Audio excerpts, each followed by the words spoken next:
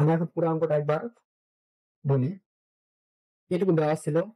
তারপর প্রদত্ত রাশি ছিল 25x+y² - 20 * x+y * y+z + 4 * y+z² 25 x এর মান বসাইছি, তারপরে y এর মান বসাইছি, তারপরে হোল স্কয়ার ছিল বসাইছি, -20 ছিল x এর মান বসাইছি, y এর মান বসাইছি, তারপর আবার এখানে y এর মান বসাইছি, z এর মান বসাইছি, +4 y এর মান বসাইছি, z এর মান বসাইছি, তারপরে স্কয়ার করছি, তারপরে 25 এটুকু বাদ দেওয়ার পরে হয় 4, তারপরে স্কয়ার করছি, -20 এটুকু বাদ দেওয়ার পর হয় -4, এটুকু বাদ দেওয়ার পর হয় -3 +4 ছিল, এটুকু বাদ দেওয়ার পর হয় -3, তারপরে স্কয়ার, তারপর এই দুটা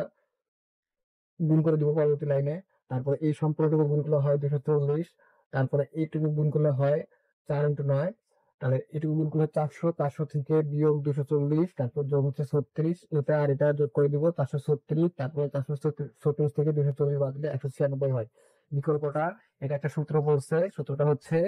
a² - 2ab + b² সমান a - b হোল স্কয়ার। তার জন্য আমরা প্রথমে এটাকে সূত্রের আকারে নিয়ে আসার চেষ্টা করছি। ওই 25 কে ভাঙায় 5 করছি, তারপর এটুকু যা ছিল তাই, তারপর 2টার উপরে হোল স্কয়ার করে দিচ্ছি, তারপর বিয়োগ 2 ইনটু এই যে a লিখছি, এই অংশটুকু লিখছি, ইনটু b মিলানোর জন্য 2 মিলে 20 মিলে, আর হচ্ছে y প্লাস z বাকি ছিল, y প্লাস z লিখছি, তারপরে plus 2 into y plus z, তারপরে হোল স্কয়ার করছি, এটুকু হোল স্কয়ার করলে 2 এর উপরে স্কয়ার করলে 4 হয়, আর